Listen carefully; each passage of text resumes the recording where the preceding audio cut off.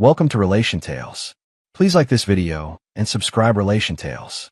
We're grateful for each and every one of you. Let us know where in the world you're tuning in from. We'd love to hear from you in the comments. Let's begin. The moment Eden Grace stepped into the room, I knew something was different.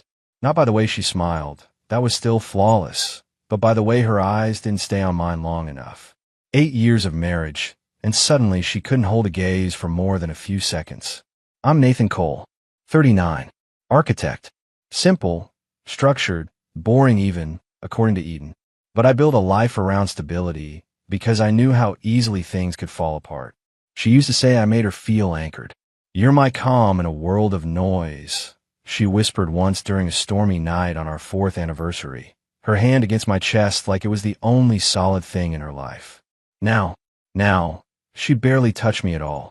That Tuesday evening, I watched her from the kitchen doorway while she chatted with someone on her phone, her laugh too high-pitched, her smile too polished, her eyes avoiding mine as I placed the groceries down.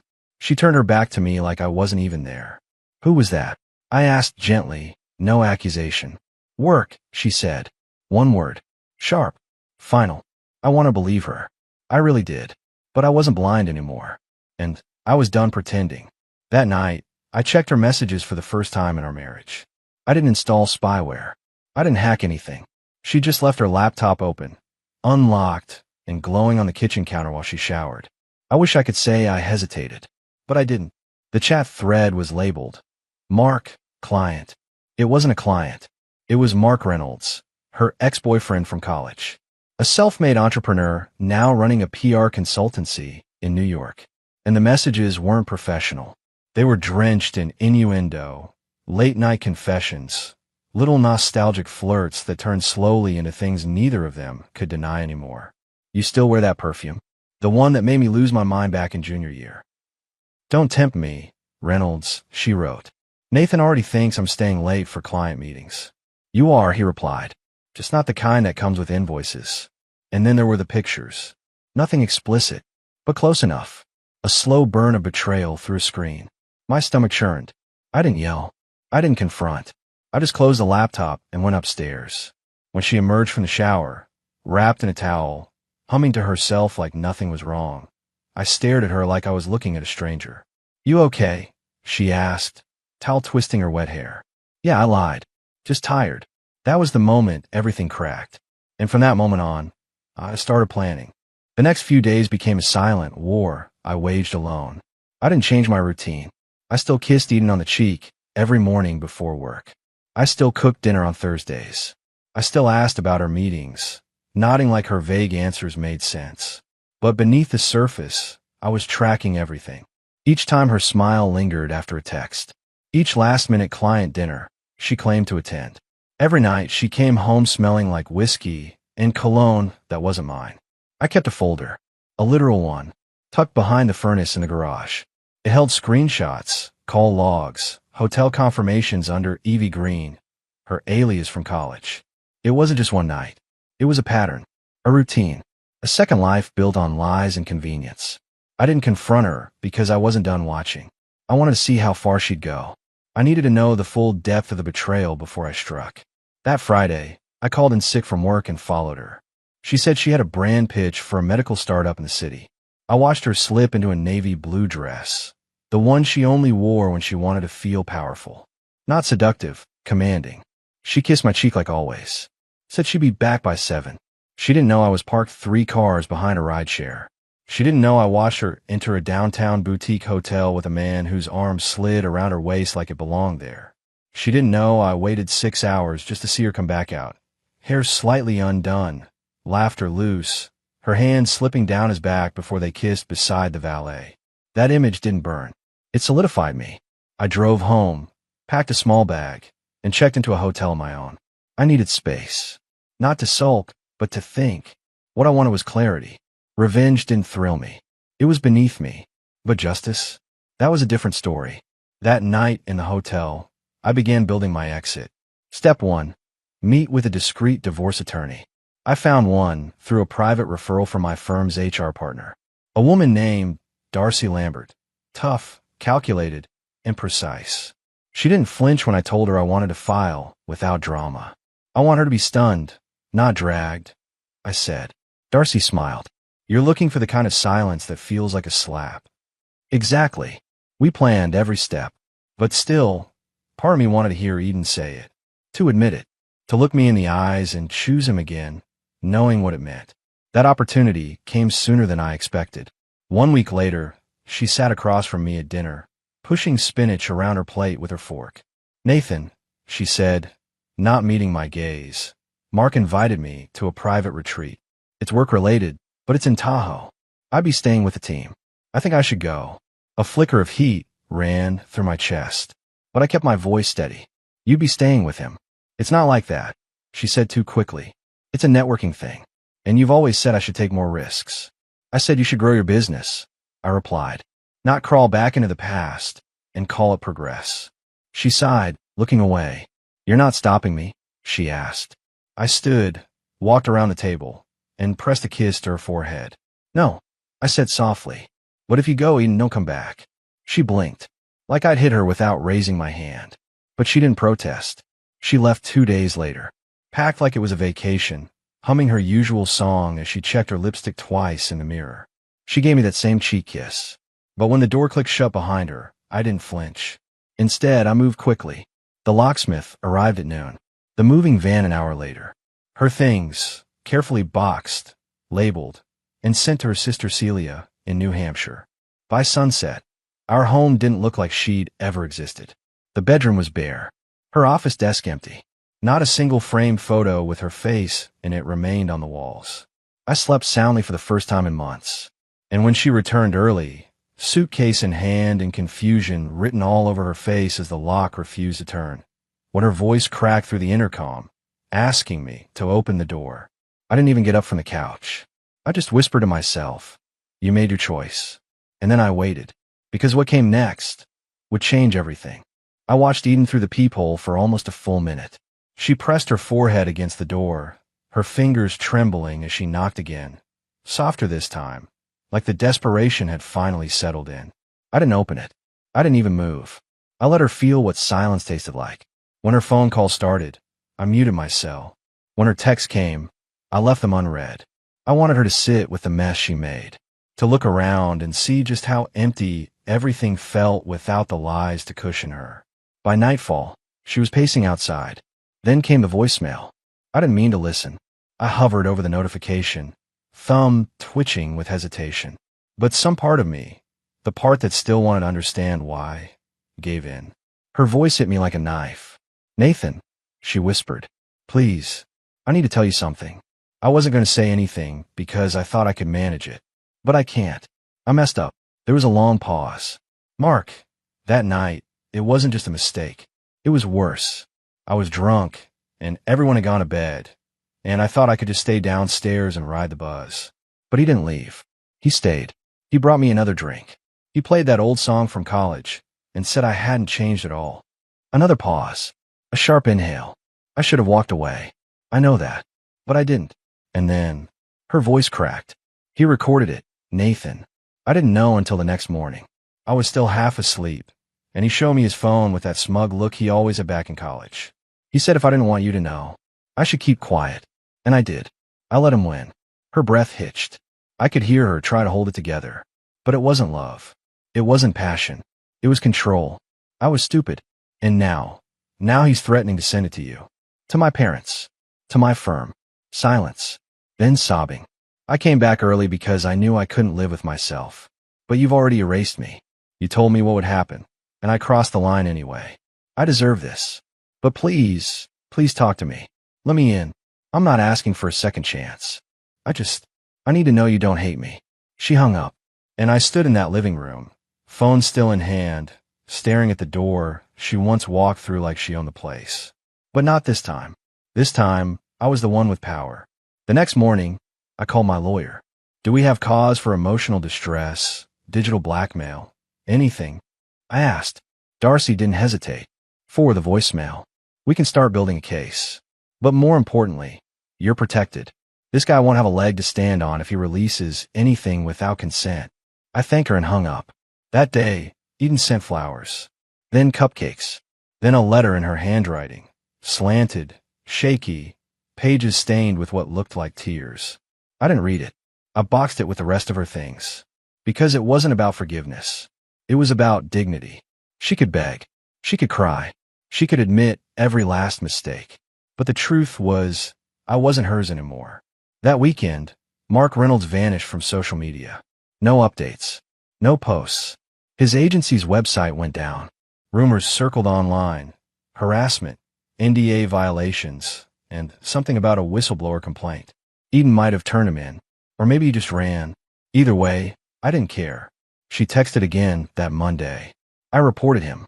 I'm scared, but I did the right thing. I hope that means something. I stared at the screen. And I typed. It means you're finally facing something. That's all. Then I hit send. Blocked her. And took a walk through the neighborhood where we used to hold hands and pretend things were perfect. Funny how silence can become louder than any scream. Winter came early that year. Not in temperature, but in the feeling that settled inside me. A cold, still kind of quiet. Not emptiness. Not depression. Just a numb certainty that the old life I clung to so desperately was over. And I had no desire to rebuild it the same way. I moved back into my work fully. My architecture firm had just landed a new civic contract in northern Connecticut, and I volunteered for the lead. Not because I wanted the recognition, just the distraction. I filled my days with blueprints, drafts, concrete solutions. Buildings made sense. People didn't. Everyone at the firm assumed Eden and I were taking space. That was the phrase Celia, her sister, used when she called me late one evening. She's not doing well, she said, soft and slow, like trying not to scare a wounded animal. She's still in my guest room. She doesn't eat much. She keeps replaying everything. Tell her to stop, I replied. It won't change anything. She asked if you hated her. I paused. No, I don't.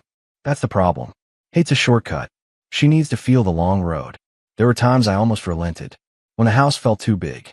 When I made dinner for two out of habit. When I found a tiny strand of her hair woven into the fabric of a pillow she'd left behind. But every time I softened, I remembered the look on her face that morning she wheeled her suitcase out the door. Like she was daring me to call her bluff. Like she thought she could dance on the edge of betrayal and still land back in my arms. Eden didn't cheat because she was lost. She cheated because she thought I would never leave. 3 weeks after that last text, a package arrived. No note. No sender. Inside, a flash drive. I stared at it for a long time. My breath shallow. My hand still. It could have been anything. Her last plea, or worse, a recording. I almost threw it away, but I didn't. I waited until midnight. Sat at my desk. Closed the blinds. Inserted the drive. It was a video. 20 seconds. Eden, in what looked like Celia's guest room. Face clean. No makeup. Hair tied back. Eyes red. Shoulders slouched like she was trying to shrink into herself. She looked into the camera. Not seductive. Not pleading. Just honest. I know you're never coming back, she said. And I know I don't deserve a second of your time. I recorded this because I needed to say it clearly, without crying, without twisting it. I loved you, Nathan. I still do. But love isn't about feelings. It's about choices. And I made mine. You warned me. You were crystal clear. And I still walked away. She inhaled, long and sharp, then added quietly, but you walked away with dignity. And that hurts more than any screaming match ever could. I hope one day you find someone who sees what I saw and never forgets it. The video ended. Just like that. I stared at the black screen for a long time before I closed the laptop. Not crying. Not raging. Just done. 3 months passed. And Eden stopped calling. Celia eventually messaged me to say she'd moved back in with their parents in Vermont. They're stricter than I remember, she texted. But maybe that's good for her. I didn't reply. Instead, I began therapy. Not to heal from Eden, but to understand why I let myself disappear for so long in a marriage that slowly turned me into a shadow. Dr. Keller, my therapist, asked me something in our second session that stuck with me. When did you first know it was over? I didn't even need to think. The night she packed her suitcase like it was a vacation and kissed me like I was an afterthought. And why didn't you stop her? Because I needed her to cross the line. I needed it to be her choice. So I could finally choose me. It wasn't just about betrayal. It was about how easy it was for her to put me last. How quick she was to risk everything for someone who didn't even stay when it got hard. Mark was gone. His website, down. His business, dissolved. One of my contacts in a marketing sector said he was radio silent and probably offshore. Eden had risked her career and marriage for a man who couldn't even return a phone call once the consequences showed up. I'd spent 8 years loving her through everything. Her career shifts, her lost promotions, her late-night panic attacks, her family trauma. And she had traded that for a weekend fling and a false sense of being desired. But I didn't need her to fall apart. I didn't need her to crash and burn. I just needed to rebuild myself. Without her. That spring, I redecorated the entire house. New paint, new floors, new art. I even turned her old office into a personal reading room. Replaced the books she left with biographies, poetry, and a glow bar I'd always wanted, but she once called too tacky. I hosted dinners. Reconnected with college friends. I stopped checking her social media. I stopped hoping she'd text. And one day, walking through a quiet farmer's market in Hartford, sipping on a cup of cold brew while watching the light filter through the trees, I realized something. I wasn't healing anymore. I was living again. And not once, in all that sunlight, did I think about her. The final message came on a Tuesday, nearly 9 months after she left. It was a handwritten card. No envelope. No return address. Just my name on the front, in her unmistakable script. The kind she used when she wrote in her journals. Delicate, tilted right, but steady. Confident, like everything she did before her world fell apart. Inside it read, Nathan, this is not an apology, not a plea, not even a memory. It's a thank you. Thank you for loving me long after I stopped deserving it. Thank you for holding the line when I kept crossing it. Thank you for not screaming, for not breaking things, for not breaking me, even when I broke everything between us. I will not contact you again. This is closure, not for you, but for me. I need it, because I finally understand what it means to love someone enough to let them go without dragging them back into your ruin. Live well. That's the best revenge anyway. I stared at that last sentence for a long time, and then I burned it in the fireplace. Not out of spite, not out of anger, but because I didn't need any more ashes in my life. Summer came, and with it, something new. I met someone. Her name was Claire Bennett. She worked in interior design, freelance, passionate, incredibly detail-oriented. We met through a local creative panel where I was speaking on sustainable architecture. She asked smart questions, made sharp jokes, had a way of looking right at you when she listened, like the rest of the world faded out. She didn't remind me of Eden. She reminded me of me, the version of me I used to be before compromise became my default setting. Claire wasn't perfect. She interrupted stories. She swore when her coffee was wrong. She had a complicated relationship with her mother and hated rainy days. But she was honest. Every part of her was real. No games. No veiled excuses. Just presence. We took it slow. I told her everything. No romanticized version. No edits. I laid the truth out like bricks. The betrayal. The silence. The door that never opened again. And she didn't flinch. She nodded and said, "Sounds like you've already done the hard part." One evening, months later, I was locking up after dinner with Claire. She stood at the kitchen counter, laughing at a video on her phone, barefoot in jeans and an oversized sweatshirt. The lights were low, the windows open, and a breeze carried in the scent of honeysuckle. And something hit me, not a memory, but a realization. I never once thought about Eden in that moment. Not her laugh, not her absence, not even the pain. I wasn't avoiding the past. It simply had no power here anymore. Sometimes people still ask, "Whatever happened between you and Eden Grace?" I smile softly and say, "We were a beautiful lie that didn't survive the truth." Then I leave it at that, because I don't need to win anymore. I already did, not by getting revenge, but by walking away with my soul intact, quietly, without spectacle, and never looking back. And that was the last door I ever had to close.